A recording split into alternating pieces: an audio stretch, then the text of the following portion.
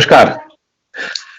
पिछले इधर पिछले कुछ दिनों से कहें या कुछ महीनों से या 2-1 वर्षों से ओटीटी पर यानी कि जो प्लेटफ़ॉर्म दूरदर्शन से अलग नॉर्मल इलेक्ट्रॉनिक मीडिया के चैनल से अलग, जिसको अंग्रेजी में ओटीटी कहा जाता है, ओवर द टॉप इसका फुल फॉर्म है, जिसको आप और आसानी से समझेंगे तो जो आजकल आपको जो बड़ा चस्का लगा हुआ है, नेटफ्लिक्स, अमेज़न प्राइम और बहुत सारे और चैनल्स हैं, इनको देखने का। तो इस पर एक बड़ा-सा सवाल उठ रहा है, बड़ा-सा सवाल उठाने वाले बहुत बड़ा वर्ग है और वो ये कह रहा है कि जिस तरीके से ओटीटी के प्लेटफ़ॉर्म पर गाली-गलौज, हिंसा, नग्नता परसी जा रही है, स्वतंत्रता के नाम पर, आपकी स्वतंत्रता की वाणी के नाम पर, स्वतंत्रता दिखाए जाने के नाम पर, वो बहुत ही आपत्तिजनक है और वो समाज को तोड़ने का काम करेगी। इस पर काफ़ी दिनों से संशय की स्थितियाँ थीं, सरकार पे ज्ञापन जा रहे थे और सोमवार को राष्ट्रपति कोविंद ने इस मामले में एक अभी तो फिलहाल दस्तावेज ही कहेंगे, उस पे दस्तखत किए हैं, जिसमें ये कहा गया है कि एंटरटेनमेंट का जो इंडस्ट्री है, जो इस ओटीटी वगैरह है, ये अब जो है वो सूचना और प्रसारण मंत्रालय के तहत आएगा और इस पर एक विस्तार से गाइडलाइन जारी करने की ज़रूरत होगी। अभी क्या होगी, कैसे होगी, ये नहीं तय है, लेकिन अभी तक जो इनको लाइसेंस मिलता था इस तरीके के आयामों को, माध्यमों को, वो आईटी के तहत मिलता था, लेकिन अब वो आईटी के तहत ना मिल करके इंफॉर्मेशन एंड ब्रॉडकास्टिंग मिनिस्ट्री के तहत मिलेगा। तो ये सवाल उठने लगा था, जो अभी भी पहले जिसका मैंने जिक्र किया कि नग्नता इसमें बहुत परोसी जाने लगी है, गाली-गलौज बहुत ज़्यादा दी जाने लगी है। तो सवाल ये उठता है कि क्या समाज में सिर्फ गाली-गलौज और नग्नता ही रह गई है या सिर्फ ऐसे विषय रह गए हैं जो समाज को तोड़क माने जाते रहे हैं? तो इन सब पे एक बड़ा सवाल है, बड़ी बहस है। बहुत लोग इसको अलग-अलग तरीके से, नज़रिए से देखते हैं। इस पूरे मामले पर हमारे साथ बातचीत करने के लिए एक बहुत ही विशिष्ट सज्जन, जो कि फ़िल्म के बारे में बहुत अच्छे तरीके से समझते हैं, समीक्षा को लेकर के उन्हें राष्ट्रीय और अंतर्राष्ट्रीय पुरस्कार मिल चुके हैं। राष्ट्रीय फ़िल्म जगत का पुरस्कार आज नहीं, समीक्षा को लेकर के जो सूचना मंत्रालय द्वारा दिया जाता था, वो 2002 यानी कि 18 साल पहले ही मिल चुका है। तो बहुत-बहुत स्वागत है विनोद अनुपम जी आपका। इस पूरे मामले को हम लोग समझेंगे इस बातचीत के दौरान। तो अभी जो ये एक राष्ट्रपति के द्वारा हस्ताक्षरित एक नया आदेश क्या निर्देश की समझिए, अभी तो शुरुआत है इसकी, निर्देश की शुरुआत हुई है, इसको आप किस तरीके से देखते हैं? और सबसे बड़ा सवाल है, आखिर क्या ज़रूरत आ गई है? हम लोकतंत्र में रहते हैं, लोकतंत्र में खुली हवा में साँस देते हैं, इलेक्ट्रॉनिक मीडिया और अखबारों पर कोई भी बंदिश उस तरीके से नहीं है, जब तक आप खुद अपनी बंदिश ना मान लें। तो आपको क्या लगता है कि इसकी ज़रूरत क्यों आन पड़ी है? देखिए, ये बहुत अच्छा सवाल और बहुत अच्छी बात आपने कही। आपने लोकतंत्र की बात की, तो लोकतंत्र में हम सब लोगों के ध्यान में है कि संविधान में अधिकार के साथ कर्तव्य भी बताए गए हैं। हमें क्या करना है, हमें अधिकार दिए गए हैं, लेकिन उसे नियंत्रित करने के लिए, क्योंकि हम एक सभ्य समाज में रह रहे हैं, एक सिविल सोसाइटी का एक तरीका होता है उसमें जीवन जीने का। तो वो इसीलिए जब हम कोई भी मनोरंजन का साधन हमारे सामने होता है, तो उस पर कि हम अराजक ना हो जाए। एक अभिभावक, हम घर में बच्चे बड़े होते हैं, कहते हैं माँ पहली पाठशाला होती है। तो माँ इसलिए पहली पाठशाला होती है कि वो बच्चों को ट्रेन करती है कि तुम्हें समाज में किस तरीके से व्यवहार करना पड़ेगा, किस तरीके से चलना है, किस तरीके से बात करना है, किस तरीके से बड़ों की इज्जत करनी है, किस तरीके से मित्रों से व्यवहार करना है। तो ये जो अभी तक की जो स्थिति थी ओटीटी की, वो एक अनाथ बच्चे की तरह था। उसके सर पर किसी की छाया नहीं थी। जो जैसे जिस तरीके की बातें उसके मन में आ रही थी, जो जिस तरीके की चीजें वो दिखाना चाहता था, जो जिस तरीके की बात वो बताना चाहता था, वो कह रहा था, कहने के लिए स्वतंत्र था। कहीं से उस पर किसी तरह का कोई नियंत्रण नहीं था। अब जो अभी कल का जो आदेश जारी हुआ है उसमें अभी सिर्फ इतना ही है कि उसे एक अभिभावक मिल गया है। जो ओटीटी माध्यम पर जो चीजें आ रही हैं उसको ये बताया गया कि भैया अब आपके सर पर एक अभिभावक की छत्र छाया है, और वो अभिभावक किस तरीके के होंगे, कितने कठोर होंगे, क्या वो सिखाएंगे, क्या वो बताएंगे, क्या वो नियंत्रण रखेंगे, कितनी छूट देंगे, ये आने वाले दिनों में तय होगा। लेकिन आज की जो स्थिति है, जो राष्ट्रपति महोदय ने जो आदेश जारी किए हैं उसके अनुसार ओटीटी के अनाथ बच्चे को एक अभिभावक मिल गया, एक माँ मिल गई है जो इसे एक सभ्य समाज में विचरण करने के तरीके, तौर तरीके बता सकती है, सिखा सकती है। जी आपने बहुत अच्छा उपमा दी कि ओटीटी को एक अनाथ बच्चे को एक माँ या अभिभावक मिल गया है और अब वो उसको एक सिखाने समझाने की जरूरत होती को जो भी होगा। लेकिन जब अनाथ बच्चा है तो और बड़ा हो गया है, अब तो काफी दिनों से 10-12 साल का हमारा इसका इतिहास है, युवा होने की कगार पर है, तो युवा अब तो अपने आप में खुद सोचने समझने में सक्षम है। तो कहीं ये तो नहीं कि इस युवा बच्चे को स्वच्छंदता और जो समाज में दिखती है और आजकल इस स्वच्छंदता के नाम पर जो बेचने का सिलसिला चल पड़ा है, क्या वो बेचने के लिए ही इस समय इसको जो कंटेंट परोसा जा रहा है उसको रोकने की मशक्कत की जरूरत पड़ रही थी? अदरवाइज तो 10-12 साल का अनाथ बच्चा भी जो होता है वो खुद कमाने खाने लग जाता है और वो लग रहा था वो उसको देख करके। जी बिल्कुल, ये ओटीटी पर अभी जो कंटेंट आ रहे हैं उसमें दो तरह के कंटेंट हैं। एक तरह के कंटेंट अभी बंदिश बैंडिट्स भी हम लोगों ने देखी, जी फैमिली मैन भी हम लोगों ने देखी। बहुत शानदार सीरियल था और यकीन नहीं होता था कि किसी शास्त्रीय संगीत पर एक इतने अच्छे तरीके से किसी को पेश किया जा सकता है। बिल्कुल जी बिल्कुल। फैमिली मैन हम लोगों ने देखी मनोज बाजपेयी की, उसके आर्या हम लोगों ने देखी। तो कई सारे जो आप बता रहे हैं ना कि बच्चा बड़ा हो गया, तो निश्चित रूप से बच्चा बड़ा हो गया था, बच्चा समझदार भी हो गया था, लेकिन इसके साथ जो उसके साथ में जो कुछ चीजें चल रही थी वो चीजें कुछ अजीब तरीके से चल रही थी। अजीब तरीके से कहें तो वो मुझे एक मित्र की बात याद आ रही है, वो भोजपुरी में फिल्में बनाते थे। तो हमने जब भोजपुरी की अश्लीलता पर उनसे सवाल किया था तो उन्होंने कहा कि आप तो हम लोगों को शाबाशी दीजिए कि हम लोगों ने आपके सिनेमा हॉलों से मॉर्निंग शो खत्म कर दिया। मॉर्निंग शो का मतलब आपको ध्यान में होगा उस समय मलयालम फिल्में, डब फिल्में चला करती थी। तो भोजपुरी फिल्में यह कहकर अपनी पीठ ठोक रही थी कि उन्होंने मॉर्निंग शो की फिल्मों को कम कर दिया। मतलब अब ओटीटी ये कहकर के अपनी पीठ थपथपाए कि उसने हमारे जीवन से पूर्ण की उपस्थिति घटा दी, तो ये तो बड़ा अजीब मामला है। तो आज की स्थिति में ओटीटी यही है कि जो पूर्ण सेमी पूर्ण देखते थे वो ओटीटी प्लेटफॉर्म पर खास तौर पर जा रहे हैं।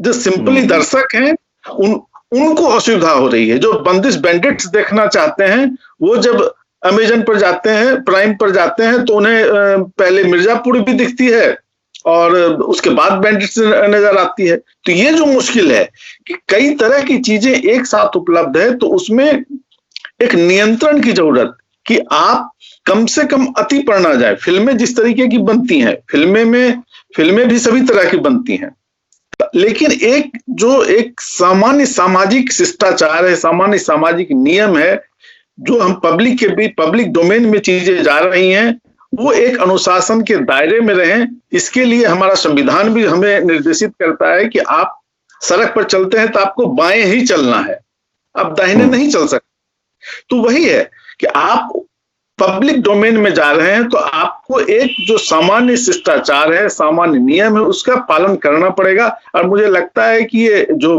पहल ली गई है सरकार के द्वारा, ये एक आने वाले दिनों में एक बेहतर स्वरूप दिख सकता है। फ़िल्मों का जहाँ तक बात करें तो फ़िल्मों के क्लासिफ़िकेशन मौजूद है हमारे पास कि जिसमें ये कि अगर वो फ़िल्म यू है तो दूसरी तरीके से है, एयू है तो दूसरी तरीके से है और भी अन्य क्लासिफ़िकेशन है 18 साल से ऊपर, 16 साल के ऊपर और ना जाने क्या-क्या क्लासिफ़िकेशन है। जी। लेकिन फ़िल्मों को जो देखने के लिए देश में 2000 लगभग फ़िल्में बनती हैं और 2000 फ़िल्में जब बनती हैं तो उनको ही नियंत्रित करने के लिए एक बहुत सारी मशक्कत होती है और बहुत मुश्किल काम हो जाता है और उसमें भी चूक होती रहती है।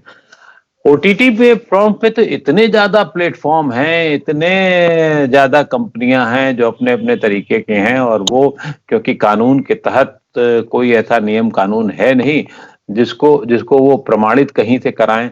तो एक तो पहली पहल ये होगी कि वो क्योंकि ये सेंट्रल बॉडी है और सेंट्रल बॉडी जब जो है बनाती है वो अगर माध्यम से मान लीजिए नेटफ्लिक्स है, अमेज़न से है या किसी और से होकर के आती है तो ये उनकी ज़िम्मेदारी होगी, उनको आपने कह दिया और वो करेंगे बैठ कर के। लेकिन सवाल ये है कि वहाँ पर भी अगर आप अब लोग ये भी सवाल उठा रहे हैं कि अगर आप इतना भी प्रतिबंध कर देंगे तो देश में आप फ़िल्में आप जो है बना नहीं सकते, महिलाओं पे अत्याचार पे, फ़िल्में आप मतलब वन्य जीवन को लेकर के नहीं बना सकते, फ़िल्में आप इतने सारे प्रतिबंध अभी आपने सरकार ने और हमारे नियम कानून ने और दहेज ने और इसने और उसने कर दिए तो जो इसके ओटीटी पर या बाकी और प्लेटफ़ॉर्म्स पे जो इस माध्यम की स्वतंत्रता के पक्षधर लोग हैं, वो ये सवाल उठाए रहे हैं कि कैसे फिर आगे करेंगे क्या? हंसल मेहता का भी अभी बयान आया था जिसमें उन्होंने कहा कि हम इसमें करेंगे क्या आगे? हम कुछ करने की स्थिति में नहीं बचेंगे। हर आजकल आलम तो ये है कि लक्ष्मी बॉम्ब नाम लग दिया जाता है तो लोगों को विवाद लगने लगता है। आजकल हुँ, और भी आलम है। उसके कारण कई हो सकते हैं, कुछ जाने हो सकते हैं, कुछ अनजाने हो सकते हैं, एक धर्म विशेष को लेकर के हो सकते हैं, एक धर्म के विरोध को लेकर के हो सकते हैं। लेकिन स्वतंत्रता के नाम पे फिर कितना बचेगा? इसमें कई सवाल इसी में जुड़े हुए हैं जिनका आप आराम से जवाब दें। जी देखिए, फ़िल्मों में जहाँ तक बात है, फ़िल्मों में सारी बातें कही जा रही हैं, फ़िल्मों में कहीं से मुल्क जैसी फ़िल्म अभी बन रही है, लक्ष्मी जैसी फ़िल्में अभी अभी आई हैं, तो कई सारी फ़िल्में जो बातें कहना चाहते हैं, वो फ़िल्में कही जाती हैं, लेकिन एक व्यापक दर्शक के लिए कही जाती हैं। जहाँ तक ओटीटी का सवाल है, जो कह रहे हैं हंसल मेहता जी या बाकी लोग भी कह रहे हैं कि अब हम करेंगे क्या? तो बंदिश बैंडिट्स में क्या किया गया? फैमिली मैन में क्या किया गया? आपके पास कहानी कहना है। आपको तो कहानी कहने के लिए जिस तरीके के मिर्जापुर की बात यदि हम लोग सामने रख करके करें, तो मिर्जापुर में जो सोसाइटी दिखाई गई, वो सोसाइटी कहाँ है? जो डेमोक्रेसी दिखाई गई कि मुख्यमंत्री के कमरे में किसी का गला घोट दिया जाता है, क्या डेमोक्रेसी में ये होता है? मुख्यमंत्री के ठीक बगल में कुर्सी पर माफिया जो बैठ करके वो तय करता है कि किसे कौन सी मिनिस्ट्री मिलेगी। क्या ये डेमोक्रेसी में होता है ये? तो आप एक विद्रूप स्वरूप में जो देश की सबसे मूल अवधारणा है प्रजातंत्र की, उस पर आप उंगली रखते हैं, तो ये सवाल तो उठेगा ही उठेगा कि आपको सही आप दिखाइए। जो प्रजातंत्र के दरमियान जो भ्रष्टाचार हो रहे हैं, जो गड़बड़ियां हैं, जो पुलिस की गड़बड़ियां हैं, उसे दिखाने में तो कभी मुझे लगता है कि फिल्मों में नहीं रोका गया। लेकिन यदि आप ये दिखाएंगे कि मुख्यमंत्री एक माफिया डॉन के द्वारा निर्देशित हो रहा है, एक हत्यारे के उसके कमरे में हत्याएं हो रही हैं, तो ये और जिस तरीके से पूरे शहर में दिखाया जा रहा है कि पूरे शहर में सिर्फ हथियार ही हथियार चल रहे हैं, कोई किसी को मार दे रहा है, कहीं मतलब सामान्य जन उस शहर में है ही नहीं। मिर्जापुर एक ऐसा शहर है जिसमें सामान्य जन नहीं रहते हैं, सिर्फ हत्यारे रहते हैं और गोलियां चलती रहती हैं। तो एक अजीब तरह का समाज, अजीब तरह की सोसाइटी जो दिखाई गई है, मुझे लगता है इस पर तो उन्हें खुद भी सोचने की जरूरत है कि हम क्या दिखा रहे हैं, जिस तरीके की रिलेशनशिप दिखा रहे हैं। ठीक है, हम मिर्जापुर को चूंकि अभी हाल में ही वो आई है, अब अवैध रिश्ते सब जगह होते हैं, लेकिन उसे हम जनरलाइज नहीं कर सकते हैं। जब चीजें कहानी आप पब्लिक डोमेन में वो चीजें दे रही हैं, तो वो एक अजीब सा लगता है कि ससुर और बहू के बीच का रिश्ता आप पर्दे पर दिखा रहे हो, तो ये इसकी इजाजत कोई भी सिविल सोसाइटी नहीं दे सकती है। तो मुझे लगता है इस पर जिस तरीके के कहीं टेलीविजन ने अपने लिए एक सेल्फ ऑथोरिटी बनाई है, जो उस पर दी गई सामग्रियों पर नियंत्रण रखती है। टेलीविजन के लिए भी कोई सेंसर बोर्ड सरकार ने नहीं बनाया है, लेकिन टेलीविजन ने अपने लिए अपनी एक ऑथोरिटी बनाई है। मुझे लगता है ओटीटी के लिए भी एक अपनी ऑथोरिटी, उनको जो भी ओटीटी के प्रोडक्शन में लगे हुए हैं, उनकी अपनी एक ऑथोरिटी बननी चाहिए सरकार के समक्ष, जो कि जवाबदेह हो कि ओटीटी पर कौन सी चीजें टेलीकास्ट होंगी, कौन सी चीजें नहीं होंगी, कौन सी चीजें। ओटीटी, कुछ चैनल जो ओटीटी के हैं, कुछ प्लेटफॉर्म जो ओटीटी के हैं, जैसे उल्लू है, मैं नाम लेकर के कहूंगा, उल्लू है, कोकू है, या फिर एकता कपूर का अल्ट बालाजी है, इस पर चीजें लगभग सेमी पूर्ण चल रही होती हैं। उल्लू और कोकू पर तो अजीब तरह की चीजें चलती हैं, जो कि आप सिर्फ पोर्न मूवी में देख सकते हैं। तो मुझे लगता है कि आप अमेजन प्राइम और नेटफ्लिक्स सिर्फ ओटीटी प्लेटफॉर्म नहीं है, ओटीटी प्लेटफॉर्म कोकू भी है, ओटीटी प्लेटफॉर्म उल्लू भी है, जिस पर की मस्त राम दिखाई जा रही होती है। तो जब हम ओटीटी प्लेटफॉर्म पर नियंत्रण रखने की बात करते हैं, उसे एक अनुशासन देने की बात करते हैं, तो एक व्यापक परिप्रेक्ष्य में बात होती है। कुछ फिल्मों में सेंसर में कट होते हैं, कुछ फिल्मों में सेंसर कट लगाती है, कुछ फिल्मों में नहीं लगाती है। तो निश्चित रूप से यदि आप एक ओटीटी पर बेहतर कंटेंट देंगे तो स्वागत योग्य होगा, यदि गलत कंटेंट देंगे तो उस पर तो सेंसर होना ही होना चाहिए, क्योंकि एक सिविल सोसाइटी का ये आप अभिव्यक्ति की आजादी के नाम पर पिछले दिनों खबर आई ना, मिलिंद सोमन बगैर कपड़े के गोवा बीच पर दौड़ गए। अब एक सिविल सोसाइटी इसकी इजाजत नहीं दे सकती है कि आजादी के नाम पर आप बगैर कपड़े के किसी बीच पर दौड़ जाए। लोकतंत्र के बड़े बड़े पैरोकार देश हैं, आपने जिस तरीके का से मिलिंद सोमन का नाम दिया है, अमेरिका है, वहां तो ये जो मिलिंद सोमन एक नहीं दर्जनों वर्ड आपको दिख जाएंगे। तो वो क्या लोकतंत्र उनको स्वीकार नहीं, या वो हमारी सोसाइटी को स्वीकार नहीं है, एक सवाल है। दूसरा ये है कि जैसे मैं अपने परिवार में बताऊं आपको, तो मेरी जो बात के बच्चे हैं उनमें से कई को लगता है कि हाँ, समाज में गाली गलौज तो होती है, हम परिवार में गाली गलौज नहीं बकते हैं, लेकिन जब हम अपने मित्रों के साथ थोड़ा बहुत होते हैं तो कुछ गालियां तो सामान्य होती हैं, लेकिन आगे की बहुत गालियां हो ये कुछ जरूरी। जैसे आपने कहा कि सब जगह सिर्फ गाली गाली होती है, ऐसा तो मुझे भी नहीं लगता। सब जगह सिर्फ दुनिया में अवैध रिश्ते चलते हैं, ऐसा नहीं होता है। सब जगह सिर्फ अगर मिर्जापुर में मैं ऐसा नहीं है, जब मैं एक अखबार का संपादक था बनारस में, तो मिर्जापुर मेरे अधीनस्थ था, तो मिर्जापुर कई बार मैं गया, तो ऐसा थोड़ी वहां हमेशा मतलब सिर्फ गाली गलौज और हथियार ही चलते हैं। तो वो एक नया मिर्जापुर उन्होंने अपनी मर्जी का बना लिया, और उसमें क्या आपको ये भी लगता है कि ये सब लोग हमारी आपकी रिप्रेस डिजायर, डेस्मंड फ्राइड का जो एक वो है, जिसको जो दमित इच्छाएं हैं हमारी, उनका उभारना चाहते हैं, उनको बेचने के लिए उभारना चाहते हैं, या ये है कि लोगों को खुद ही फिल्टर करने दीजिए, जो देखना चाहते देखेंगे। जैसे मैं आपने कुछ चैनलों के नाम बताए, तो मैं अनभिज्ञ निश्चित रूप से बहुत ज्यादा पढ़ा लिखा नहीं हूं इस क्षेत्र के मामले में, आप सब जानते हैं, लेकिन ये मैंने भी सुना था कि एक मस्तनाम नाम का कोई एक सीरियल आता है, नहीं आता है, लेकिन मैंने कभी जानने की कोशिश नहीं की। तो अगर ये स्पेसिफाई इस तरीके से है तो निश्चित रूप से उन पर क्या रोक लगनी चाहिए, या उनको फिल्टर करने की इजाजत कैसे क्या होगा, मतलब सवाल ये है। नहीं, चीजें जब पब्लिक डोमेन में चीजें जब आ रही हैं, तो जो एक भारतीय सोसाइटी का जो एक सिंपल नॉर्म्स है, जो सामान्य परिभाषा है, जिसे तो उसके अनुशासन के तहत ही चीजें आनी चाहिए। सेंसर, ये हम ब्लू फिल्म दिखाने की इजाजत नहीं दे सकते हैं। तो एक हमारे समाज की जो सामान्य शिष्टता है, ठीक है, गालियां हमारे समाज में है, गालियां हम देते हैं, मित्रों के बीच देते हैं, लेकिन जिस तरीके से अतिरंजित रूप से दिखाई जा रही चीजें होती हैं, वो आतंकित करती हैं, वो कहीं ना कहीं हमारे स्वभाव को विचलित करती हैं।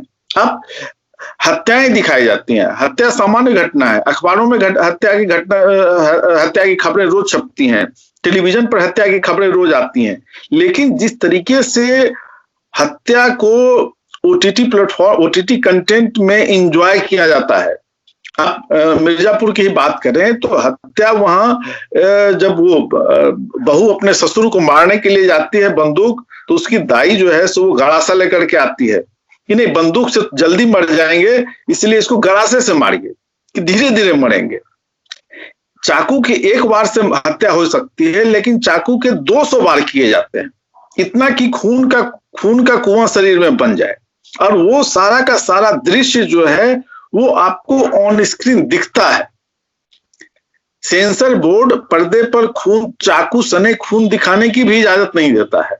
आप आदमी के शरीर में खून का कुआं दिखा रहे हैं, तो ये कहीं ना कहीं हमें कंडीशनड करने की कोशिश है। जो हिंसा है समाज में, जो अश्लीलता है समाज में, उसके प्रति ये जो कंडीशनड करने की कोशिश है, इसे मेरे ख्याल से इसे सहमति नहीं दी जा सकती है। अश्लीलता ठीक है, एक सामान्य स्त्री पुरुष के जो संबंध है वो हैं, सारे लोग जानते हैं, लेकिन आज फिल्मों की बात करें तो फिल्मों में अब रिश्ते नहीं दिखते हैं। माँ भी नहीं दिखती है, बहन भी नहीं दिखती है, फुआ नहीं दिखती है, मामी नहीं दिखती, सारे रिश्ते नहीं दिखते हैं, सिर्फ स्त्री पुरुष का रिश्ता दिखता है। तो ये जो सारे रिश्तों को जो हम लोगों ने स्त्री पुरुष के रिश्तों में तब्दील कर दिया, ओटीटी उसे और प्रबल रूप में दिखाती है कि सारे स्त्री पुरुष के जो रिश्ते हैं वो शरीर पर जाकर के खत्म हो जाते हैं। तो ये जो हमें कंडीशन करने की कोशिश है, ये समाज का एक विकृत रूप ही नहीं दिखा रही है, एक विकृत रूप को अपनी सहमति दे रही है कि आप उसे एक्सेप्ट कर लें। और ये इसकी इजाजत मुझे लगता है कि कोई भी सिविल सोसाइटी नहीं दे सकती है, हमारे स्वभाव को विचलित करने। जी, आपको क्या लगता है कि कैसे नियंत्रण हो पाएगा, या कैसे? मुझे तो सोचना ही थोड़ा मुश्किल लग रहा है, खास तौर से जैसे चैनल्स में तो चलिए समझ में आता है, लेकिन चैनल में भी पहले क्या दिखाया जाता है, अभी तक क्या दिखाया? सांप बिच्छू से लेकर के न्यूज चैनल में आ गए थे, और सामान्य जो एंटरटेनमेंट के चैनल की बहू सास होती है, बहू जो होती है 18 साल की होती है, इतना आकर्षण उनमें होता है, और उसमें भी पर आकर्षण की बहुत सारी चीजें चलती रहती हैं। तो वहां पर भी एक सुपरफिशियल था पूरा मामला लगता है। तो ये अगर स्वीकार्य हो जा रहा है तो वो भी स्वीकार्य हो जाएगा। अब जो स्थितियां बनती चली जा रही हैं वो कहीं पर भी बहुत मतलब अधिकांश में मैंने जो भी मैं देखता हूं उसमें आप तो परिवार की बात कर रहे हैं, परिवार में चाचा भतीजा सब तो सीरियल में जरूर दिखते हैं, क्योंकि जब आंखें मटकानी होती है तो उसमें नजर आ जाते हैं, लेकिन कहीं आपको समाज का दूसरा वर्ग नहीं दिखता। किसी सीरियल में आपको मजदूर नहीं दिखता, किसी सीरियल में किसान नहीं दिखता, किसी सीरियल में तमाम बातें, इतनी बड़ी बड़ी बातें हो गई, लेकिन कितने सीरियल मजदूरों के प्रवासी मजदूरों के ऊपर बने, पूरी सरकारें बन गई, बिगड़ गई वाला हिसाब किताब हो गया, लेकिन कुछ नहीं हुआ है उस पे। तो आखिर नियंत्रण एक सवाल बड़ा जहन में जरूर आता है हर एक के कि नियंत्रण होगा तो कैसे होगा और कहां तक आप कर पाएंगे? आप मान लीजिए देश के उससे पे कर लेंगे तो विदेश का कैसे करेंगे? विदेश का तो अभी चैनल पे सब कुछ चल ही रहा है, देर रात लोग चुपचाप देखते ही रहते हैं बैठ करके, चाहे घर में हो, चाहे परिवार में हो, चाहे आगे हो, चाहे पीछे हो। बिल्कुल सही कहा आपने कि नियंत्रण जो ओटीटी प्लेटफॉर्म पर है वो बहुत ही कठिन चीज है। खास करके इंटरनेट पर बात करें तो ओटीटी जिस समय नहीं आया था उस समय भी ब्लू फिल्मों को रोकने की बात चलती थी। वह पोर्न जो दिखाया जा रहा है, पोर्न पर आप रोक लगाइए, पोर्न पर रोक सरकार नहीं लगा सकी। उसके वो अलग जगह से प्रसारण होता है, उसका अलग तरह के लोग हैं उसके। लेकिन तो ये दिक्कत ये है, जो रोक हम लोग लगा सकते हैं कि जो यहाँ की चीजें हैं, जो भारत में चीजें बन रही हैं, जो हम अपनी चीज समझ करके स्वीकार कर रहे हैं, जैसे मिर्जापुर हुआ, या जैसे भोकाल हुआ, या जिस तरीके के मस्तराम हुआ। तो हमारी अपनी जो प्रोडक्शन है, हमारी अपनी जो चीजें हैं, वो हम अपने दर्शकों को बता सकें कि भैया इसमें आपको ये है। विदेश से जो चीजें आ रही हैं, हम यदि तैयार होकर के, मुझे लगता है कि यदि हमारे दर्शक तैयार होकर के पूर्ण देखने बैठें, उसमें हम रोक नहीं लगा सकते हैं। लेकिन यदि एक सामान, जैसे अब प्रकाश झा की प्रकाश झा का प्रोडक्शन आश्रम, हम आश्रम देखने बैठ रहे हैं, और आश्रम में यदि एक सेमी पूर्ण जैसा कोई सीन चलने लगे, तो वो बहुत ही दुखद होता है। हम एक सामान्य फिल्म की तरह देख रहे होते हैं, अचानक से उसमें कुछ उस तरह की चीजें, आप फ्रंटल न्यूड दिख जाए तो वो चीजें हतप्रभ कर देती हैं।